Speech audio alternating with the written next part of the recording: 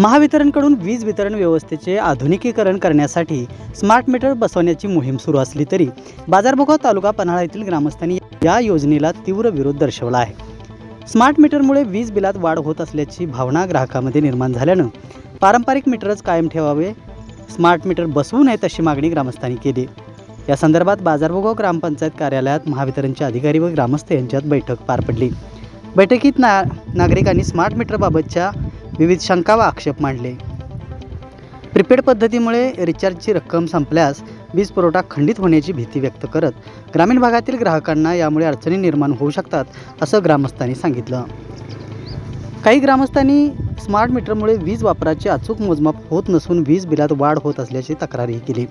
महावितरणचे कळे येथील उपकार्यकारी अभियंता DM कमतगी यांनी स्मार्ट मीटरचे फायदे स्पष्ट करताना वीज वापराची अचूक माहिती, पारदर्शक बिलिंग तसेच वीज वापरावर नियंत्रण ठेवण्याची सुविधा उपलब्ध होत असल्याचं सांगितलं।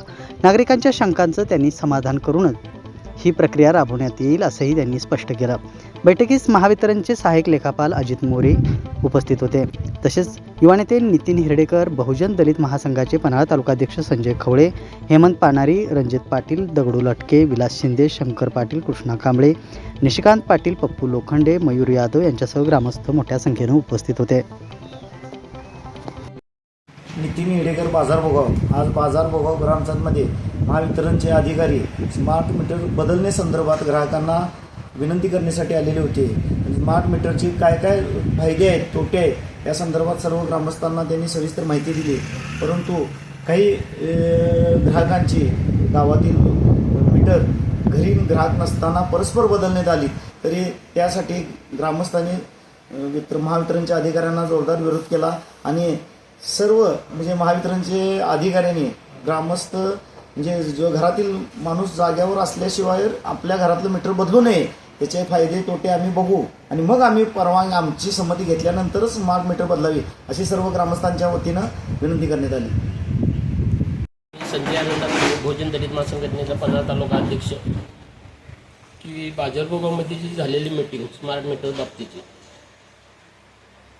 ते आम्हाला अमान्य आहे व त्याचं कसं पूर्ण निरसन केल्यानंतर त्याचा सगळा पूर्ण निर्णय होईल आणि हे आम्हाला गावकऱ्यांना ह्यांना नकोच आहे ते आपल्याला का अमान्य आहे? मीटर बिल वाढून वगैरे येते त्याच्यामुळं हे आमचं समाधान झाल्याशिवाय बाकीच्या गावचा सगळा अभ्यास केल्यानंतरच आम्ही त्याचा निर्णय काय ते घेऊ असं आम्ही त्यांना सांगितलं।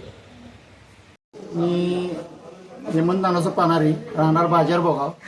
आज ग्रामपंचायतमध्ये MECB मार्फत स्मार्ट मीटरची जी मीटिंग घेतली होती, बोलवली होती, त्यासाठी आम्ही हजर राहिलो होतो। MECBच्या साहेबांनी स्मार्ट मीटरबद्दलच्या लोकांचा गैरसमज आहे ती दूर करण्याचे प्रयत्न केले, पण बऱ्याच बाजारभागाच्या ग्रामस्थांना स्मार्ट मीटरची म्हणजे रुची दिसली नाही।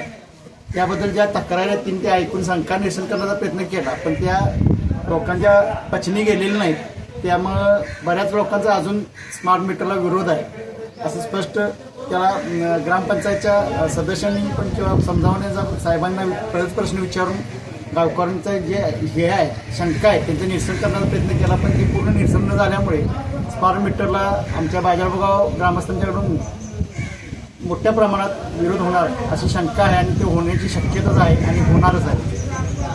नमस्कार सर्व सरपंच, मान्य सरपंच, बाजारभोगाव सरसदस्य व ग्रामस्थ, आज स्मार्ट मीटर संदर्भातली आज बैठक आपण घेत आहोत। स्मार्ट मीटरमध्ये शासनाने तेवढी काळामध्ये आपल्याला सवलत दिलेली आहे। सकाळी 9 ते 5 मध्ये 80 पैसे 85 पैसे सूट दिलेली आहे।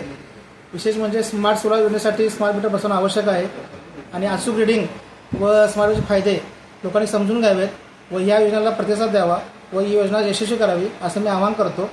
धन्यवाद।